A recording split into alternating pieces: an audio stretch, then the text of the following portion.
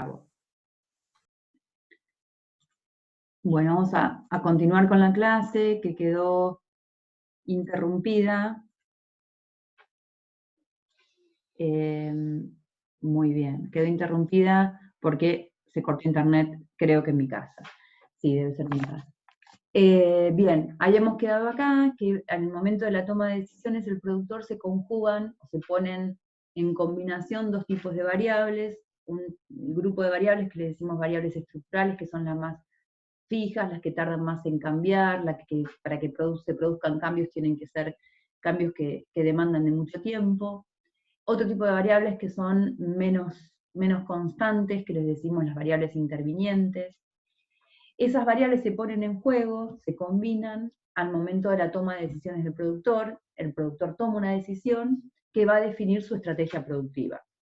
Y esa estrategia productiva va a tener, con muchos condicionantes más, por supuesto, un determinado resultado económico.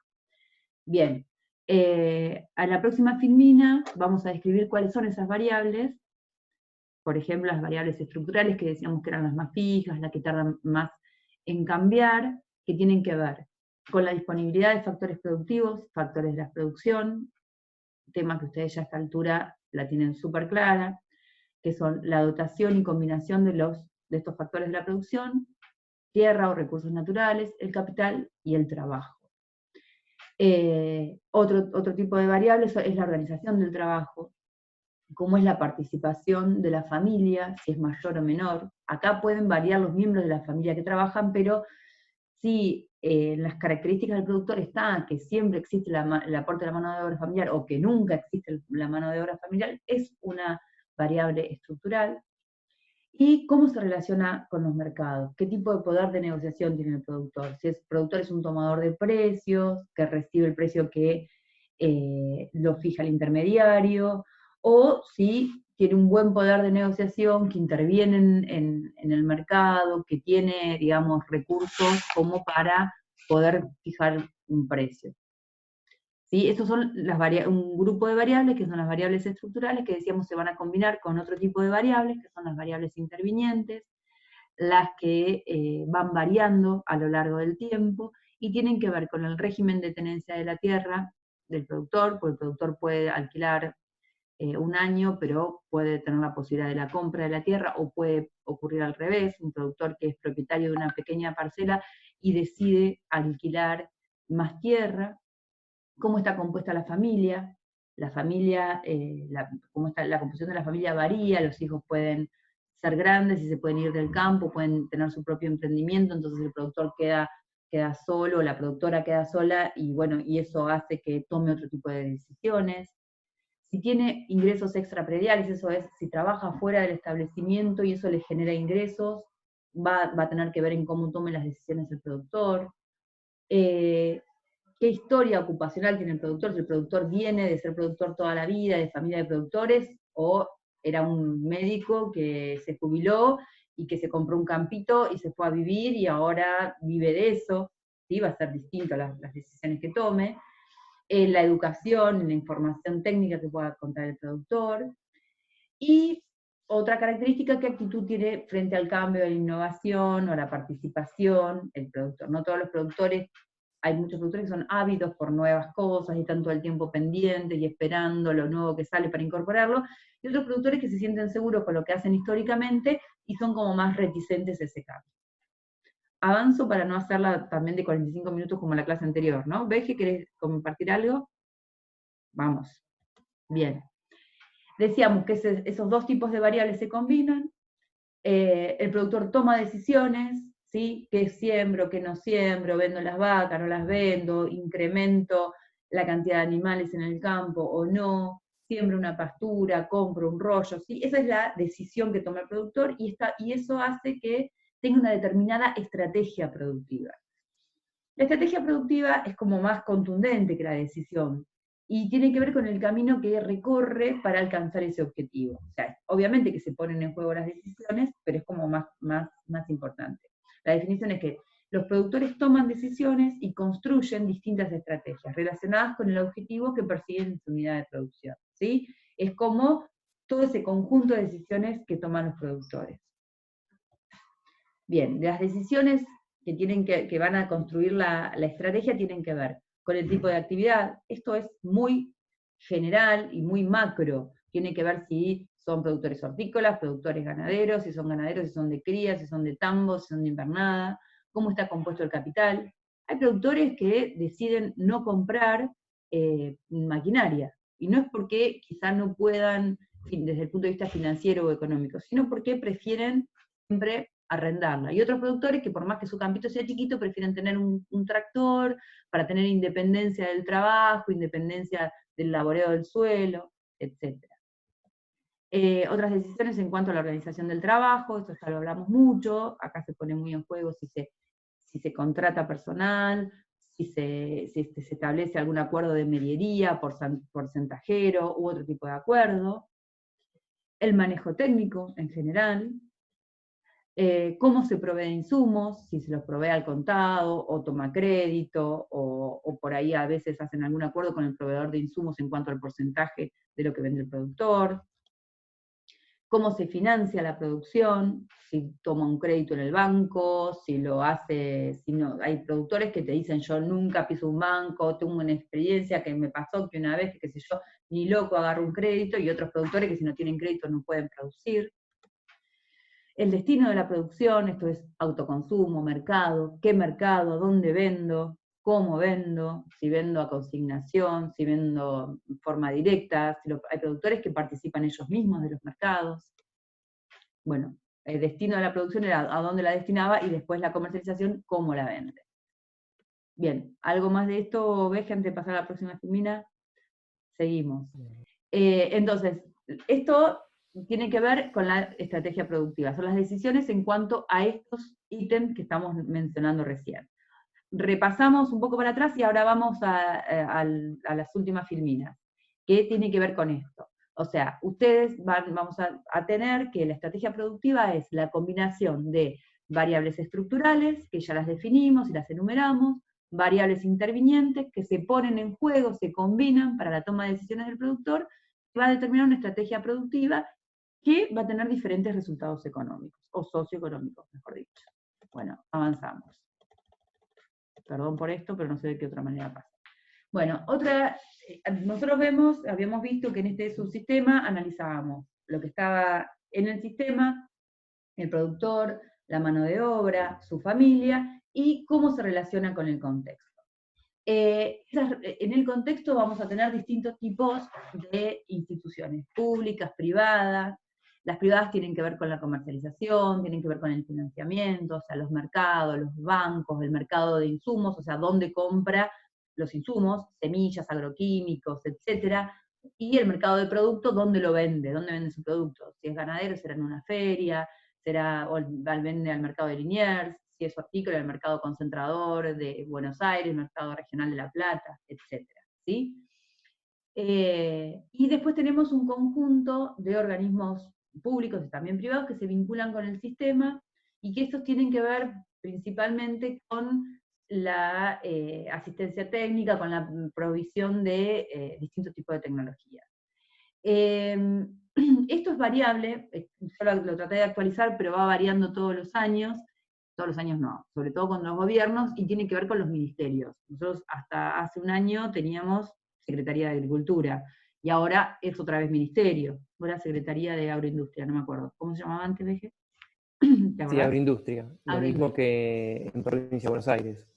Exacto. En Provincia de Buenos Aires era Ministerio de Agroindustria, Y y ahora es Desarrollo Agrario. ahora es Ministerio de Desarrollo Agrario. Eso es a nivel provincial. Bueno, a nivel nacional tenemos el Ministerio de Agricultura, Ganadería y Pesca. Vamos a ver que hay muchos organismos que dependen del Ministerio de Agricultura, como el INTA, el SENASA, el INTI no depende del Ministerio de Agroindustria, Administración de Parques Nacionales, y después otros organismos que tienen más que ver con lo científico-tecnológico, como el CONICET, que depende del Ministerio de Ciencia y Tecnología, y las universidades, que dependen del Ministerio de Educación. Otro tipo, como para que se den cuenta, yo esto lo traje de la página del Ministerio de Agricultura, Ganadería y Pesca actual, que es relativamente nuevo porque tiene pocos meses. Van a encontrar muchísimas secretarías y a su vez subsecretarías. Todas tienen que ver obviamente con la producción agrícola, agropecuaria, ganadera y bueno, también de pesca. Acá hay algunas de las secretarías con subsecretarías que van a intervenir en la producción, pero hay muchas más. Nosotros, esto es como para que se den una idea de la complejidad del contexto, ¿sí? No vamos a tomarles puntualmente qué es la Secretaría de Ganadería, de Agricultura, de Ganadería y Producción Animal, sino para que ustedes se den una idea de que hay un organigrama, una estructura de Estado compleja y que está destinada a pensar políticas para el sector, cómo intervenir, etc. ¿Algún aporte de BG? ¿O sigo? No, perfecto, que a lo sumo lo que se les pide es que enumere algunas instituciones del Estado que intervienen en el sector, etcétera, etcétera, y tienen que enumerarlas, pero no es una cuestión de sabérselas de memoria, ni ver lo que hacen, etcétera.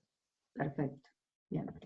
Bueno, a nivel provincial están en distintas provincias los ministerios de Agricultura, como decíamos recién con el BEGE, el de la provincia de Buenos Aires se llama Ministerio de Desarrollo Agrario, en otras provincias se llamará diferente, o de la producción y del medio ambiente, o del medio ambiente, hay diferentes denominaciones, pero a nivel provincial también tenemos entidades públicas que regulan la actividad y que determinan distintos tipos de políticas.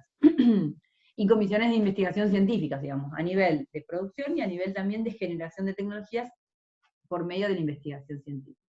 A niveles provinciales, municipales también, están las secretarías de la producción o direcciones de producción, esto ocurre en todas las municipalidades.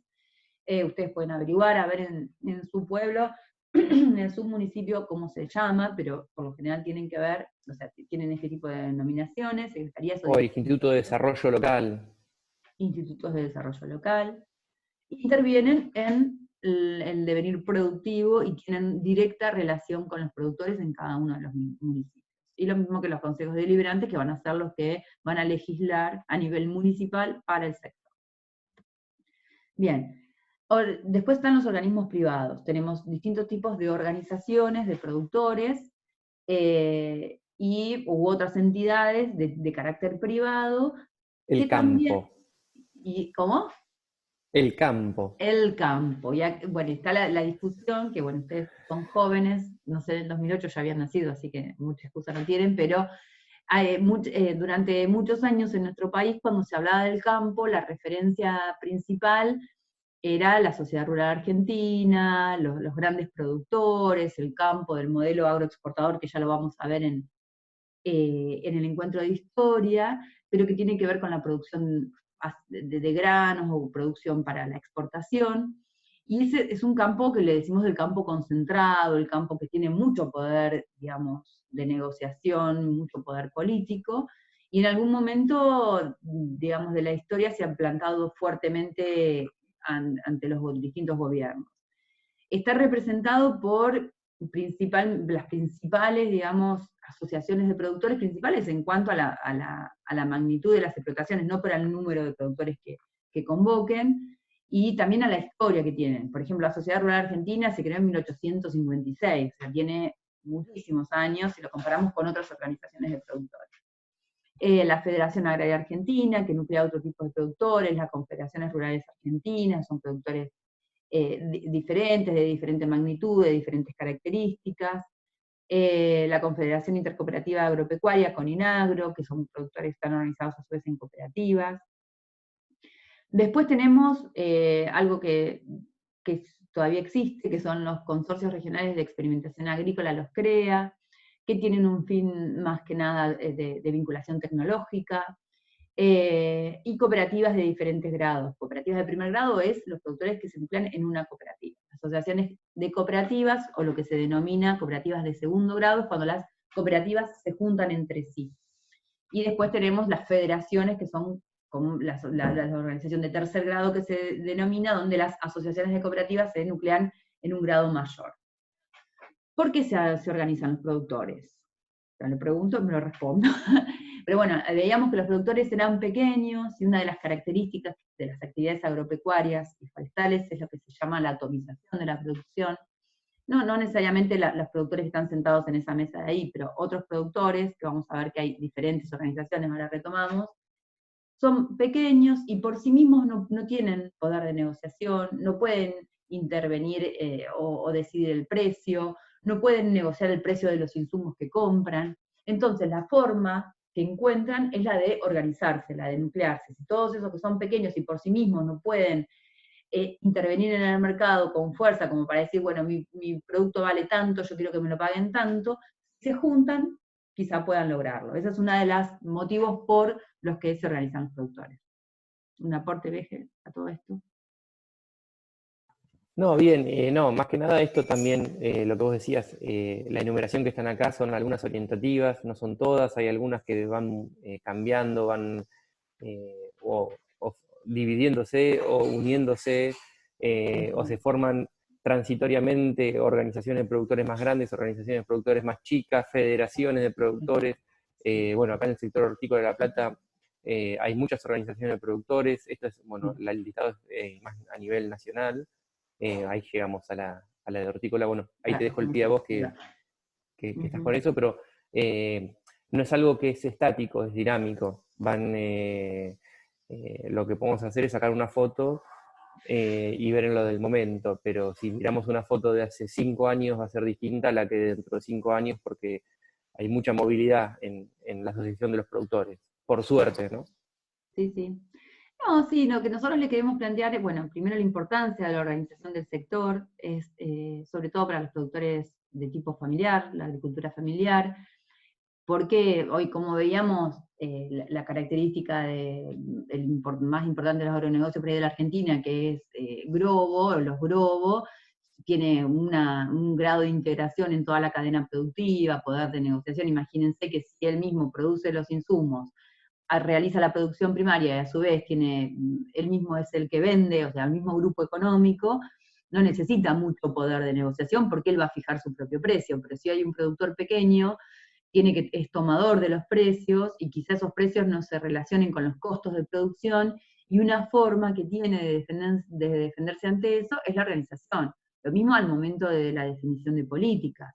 Entonces, de ahí es la importancia. Nosotros tenemos un sector, bueno, acá nosotros en las primeras anteriores enumeramos como para que se den una idea de la diversidad y la cantidad de organizaciones que hay en todo el país, ¿sí? Y esto solamente en el cinturón hortícola hasta el año 2003, imagínense ahora, estamos 7 años abajo.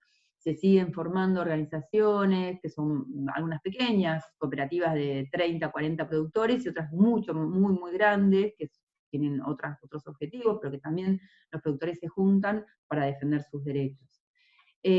Bueno, y acá estamos como vamos No, y finalizando un después, poco. no, una cosita ahí, Guille, con respecto a eso, y es muy distinto la relación que tienen con el mercado de acuerdo al tipo de producción. Más allá de que los Grobo tienen toda integración y ellos fijan todo, los parámetros, los castigos por humedad, bueno, todo un montón de parámetros que al productor lo influyen, está todo mucho más normado y más regulado. En cambio, hay sectores que está mucho más informal, como el sector hortícola, y ahí se hace mucho más necesario la organización de los productores para poder defenderse, porque son muy chicos, muy fragmentados, muy dispersos, y la única forma que tienen para poder pelear un poco más y comercializar un poco mejor su producción es asociándose, es agrupándose con grupos productores. Por eso han crecido mucho las organizaciones estos últimos años, porque ha sido una necesidad que ha dado sus frutos también. Porque, bueno, la oferta y la demanda en el sector hortícola, bueno, tienen la suerte de tener varios compañeros que están vinculados al sector hortícola, les van a poder contar, si tienen interés de preguntarles, cómo es la dinámica de la conversación. Muchas veces el productor hortícola le llevan la mercadería y no saben ni a cuánto se le van a pagar el cajón, ni cuándo se lo van a pagar. Y entonces están esperando la semana siguiente que vuelva el camionero y que le diga, esto se vendió tanto, esto no se vendió, y bueno, como que es muy frágil esa parte. Nada, una pequeña aclaración respecto a también diferenciar los sectores con respecto a la importancia de la organización. Exacto, sí, la importancia y la diversidad también que hay. Hoy cuando veíamos las grandes, grandes en el sentido de la magnitud y la extensión de tierras que ocupan organizaciones del campo, que son las que siempre se ven en los medios cuando hay algún tipo de manifestación en contra de las retenciones o lo que sea, son 4, 5 organizaciones, y que representan supuestamente a todo un sector. En cambio, cuando hablamos de los pequeños productores, son muchas más organizaciones